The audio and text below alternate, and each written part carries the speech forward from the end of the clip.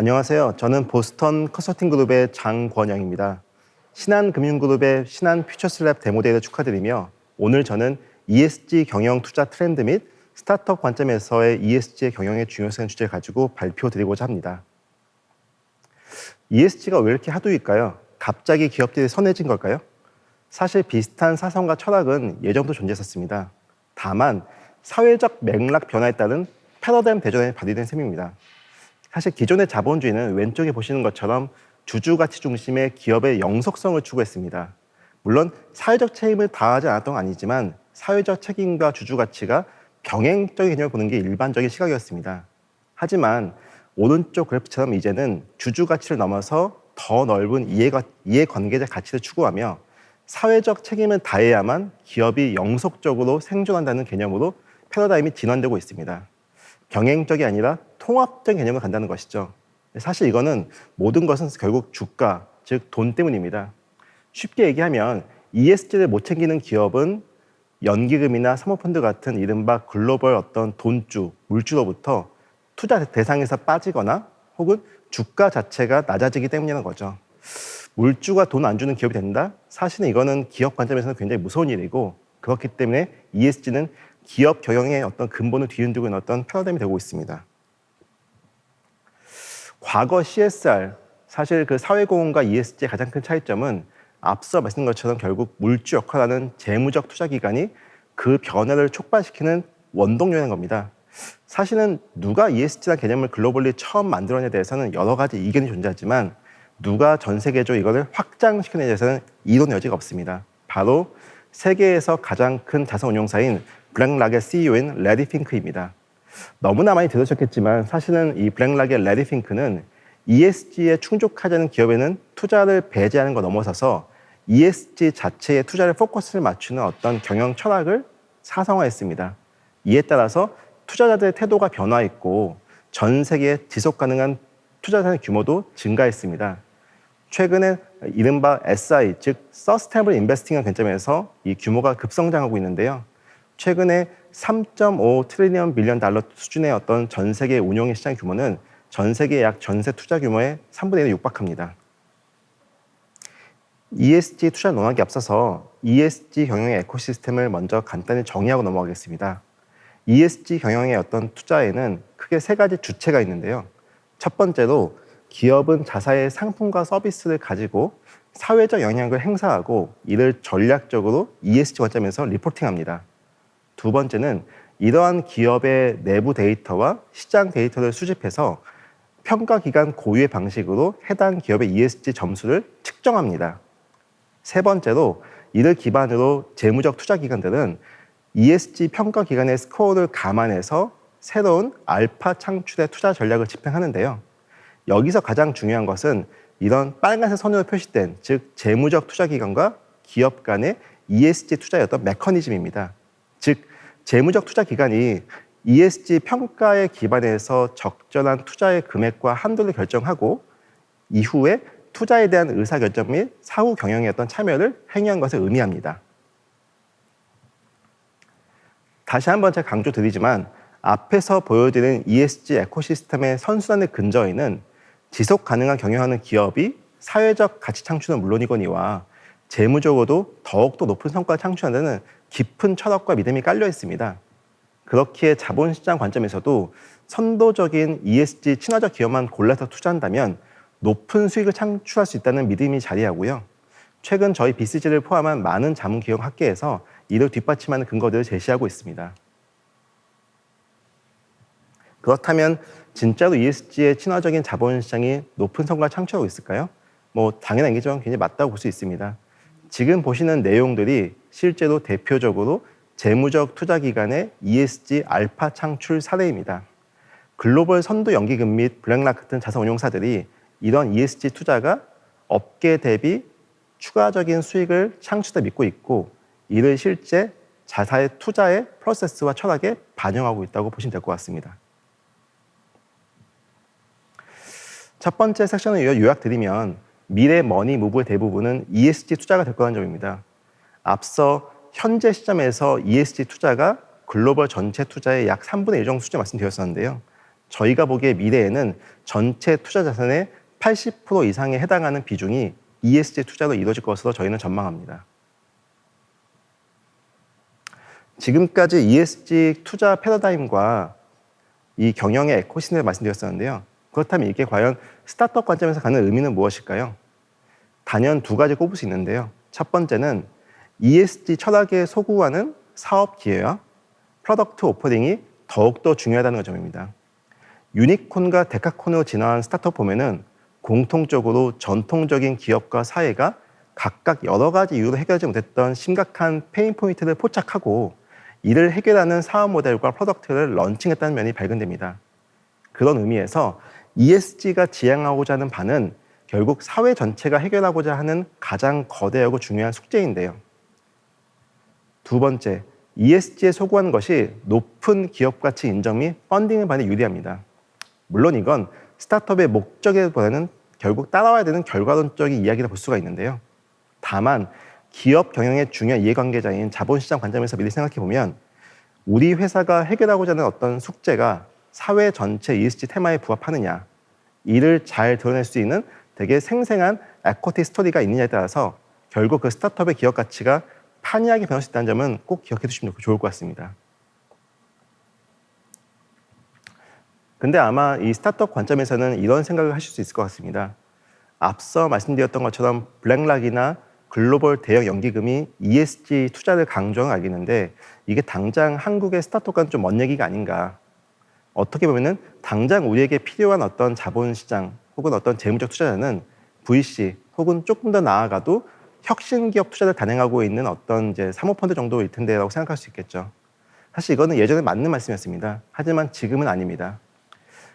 최근에 ESG 투자를 가장 활발히 하는 임팩트 투자자 유형을 나눠보면 과거에는 왼쪽에 보시는 것 같은 거대 금융기관이 대다수였습니다. 그러다가 이른바 부티크 임팩트 VC가 되게 중요한 세력으로 자리 잡기 시작했고요. 최근 들어서는 이른바 글로벌 초대형 사모펀드들이 이런 ESG 투자, 혁신기업 투자의 초대형 플레이어로 등장할 거라는 것입니다. 그리고 이러한 사모펀드들은 단순히 대형 기업뿐만 아니고 ESG 사상에 부합하는 혁신적인 스타트업 투자까지의 어떤 확장을 염두에 두고 있습니다. 하나씩 좀 살펴보겠습니다. 먼저 이 VC 업계에서는 이른바 다양한 ESG 사상과 철학에 무장해서 다수의 투자를 집행하고 있는 중소형 부티크 임팩트 VC가 상당히 많습니다. 선진 시장인 유럽과 미국에서는 이른바 친환경, 기후변화 같은 각각 다양한 테마를 가지고 초기 투자부터 이런 임팩트 투자를 전문적으로 한 VC가 굉장히 활발하고요. 한국에서도 옐로우독 같은 어떤 신생 혹은 임팩트 투자 VC 업체들이 최근 들어서 이러한 시장을 리딩하고 있습니다. 나아가 이러한 글로벌 선도 사모펀드들이 많게는 $2 빌리언 이상의 임팩트 투자 전문 펀드를 런칭을 했고요. 실제 ESG 테마에 걸맞는 투자를 집행하면서 이러한 어떤 임팩트 투자 시장을 뜨겁게 달구고 있습니다. 이러한 현상은 비단 글로벌 사모펀드뿐만 아니고 한국의 대형 사모펀드에까지 확산될 것으로 전망이 되는데요. 특히 최근에는 사모펀드들의 어떤 ESG 투자 대상이 앞서 말씀드린 것처럼 테크 혁신 기업, 특히나 시리즈 B까지 내려가면서 이른바 스타트업 관점에서도 접근 가능한 시장의 기회로 확장되고 있습니다. 자, 그럼 지금부터 과연 글로벌리 어떠한 스타트업들이 이른바 ESG 사상에 부합했었고 그 결과 자본시장의 환호를 받았는지 좀 살펴보겠습니다. 물론 이 사회에 첨예한 문제들을 해결해서 유니콘, 데카콘까지 성공한 많은 스타트업들이 있는데요. 근데 오늘 시간 관계상 이 미래의 데카콘을 예약해둔 세계 유니콘 중심으로 좀 살펴보고자 합니다. 아마 이름만 들어도 익숙하실 올버즈, 임파서블 푸드, 레모네이드가 그것인데요. 각 세 개의 회사를 보면서 ESG 철학 접목에 대한 다양한 변주를 좀 보셨으면 좋을 것 같습니다. 무슨 말이고 하면 올버즈나 임파서블 푸드 같은 경우에는 ESG 테마에 정확히 부합하는 프로덕트 오퍼링을 전면에 런칭한 회사이고요. 반면 레모네이드는 회사가 판매하는 상품과 서비스만 놓고 보면은 ESG와 정합성이 부합하지 않을 수도 있지만 사실은 그 회사의 어떤 비전과 기업 철학, 오퍼레이션의 어떤 전반, 즉 빙산에 보이지 않는 어떤 내면에는 다분히 ESG 사상은 무장되어 있고 여기에 투자자들이 환호하고 있습니다. 먼저 올버즈부터 살펴보겠습니다. 올버즈는 다들 아시겠지만 그 미국의 대표적인 친환경 신발 업체이고요. 미국에서 가장 빠르게 성장하고 있는 리테일 회사 중에 하나입니다. 우측에 보시는 것처럼 이런 올버즈의 특징을 설명하는 몇 가지 특성이 있는데 굉장히 고객들로부터의 어떤 높은 충성도, 그리고 실제 고객이 증가하는 쉐어 오브 월렛, 마지막으로 오늘 주제와 맞닿아 떨어지는 대표적인 친환경 기업의 인식이라고 볼 수 있습니다. 이렇게 올버즈가 ESG로 친화된 이유에는 크게 세 가지 이유가 있는데, 기본적으로 이른바 재생농업이라고 하는 친환경 울로부터 대표적인 어떤 소재를 구매하고, 그리고 실제 제품의 품질과 이루는 어떤 그 원가의 대부분 항목들을 이른바 재생 가능한 소재로 탈바꿈했으며, 그리고 올버즈의 경영과 물류 관리, 유통의 전반에서 다분히 에너지의 친화적인, 즉 친환경 에너지 중심으로 오퍼레이션을 변모시키고 있습니다. 그 결과 이 2021년 11월 달, 즉 지난달에 이 올버즈는 나스닥에 상장했었는데요. 약 한국 돈으로 2조 원 정도의 기업 가치로 평가를 받았고, 사실 상장했었을 때 거의 최초로 ESG를 전면에 내세우고 IPO에 성공했던 성공사를 볼 수가 있습니다. 그 다음은 최근에 화두가 되고 있는 이른바 식물성 대체육 제조사의 어떤 선도 기업인 임파서블 푸드입니다. 이 임파서블 푸드 같은 경우에는 한국에서는 비교적 알려지진 않았지만 이 미국에서는 이른바 그냥 레스토랑 업계나 이른바 식품 업계의 패러다임 자체를 바꾸고 있는 어떤 슈퍼스타를 볼 수가 있는데요. 이 왼쪽에 보시는 것처럼 굉장히 무지막지한 성장세는 물론이거니와 실제 시리즈를 거듭하면서 기업 가치가 기하급수적으로 증가하는 아주 놀라운 성장세를 좀 보여주고 있습니다. 근데 저희가 이렇게 주목하는 이면에는 이 임파서블 푸드는 자사가 지향하는 어떤 ESG 친화적인 어떤 상품과 서비스, 즉 미국의 식물성 대체육이라고 하는 것들이 과연 사회적, 고객 관점에서 어떠한 의미가 있는지를 굉장히 적확하게 제시하고 이걸 설명하는 회사입니다. 몇 가지 예를 들어보겠습니다. 그 지금 왼쪽에 보시는 것처럼 사실은 이 임파서블 푸드를 구매해서 해당 어떤 음식을 섭취하는 고객 관점에서 당신이 과연 이러한 임파서블 푸드의 상품을 이용하는 것이 다른 대안, 예를 들면 맥도날드나 버거킹의 어떤 다른 햄버거 대비 어느 정도 이 사회의 어떤 혜택과 가치를 만들고 있느냐를 굉장히 손에 잡히고 구체적인 지표를 가지고 설명을 하고 있고요. 이게 단순히 어떻게 보면 고객 관점에서는 내가 좋은 일을 하고 있다는 어떤 만족감뿐만 아니고 실제 나 자신의 건강에도 기여한다는, 즉 동일한 칼로리이지만 더욱더 높은 단백질을 거둘 수 있으면서도 상대적으로 몸에 안 좋은 지방이나 콜레스테롤은 좀 최소화하는, 이른바 어떻게 보면 사회적 기여와 내 자신의 건강을 같은 한 통으로 엮어내는 어떤 이런 철학을 좀 실제 상품에서 구현하고 있습니다. 이 외에도 사실은 이 임파서블 푸드 같은 경우에는 상품 자체 ESG 철학은 물론이거니와 실제 기업 경영의 전반, 즉 기업의 운영 모델, 그리고 기업의 어떤 사회적인 어떤 사회 공헌, 그리고 조직 운영의 전반에서도 ESG 사상이 굉장히 촘촘하게 자리하고 있어서 저희가 보기에는 굉장히 한국의 많은 스타트업들이 보고 참고할 수 있는 어떤 베스트 프랙티스 중 하나를 볼 수 있습니다. 마지막 사례는 레모네이드입니다.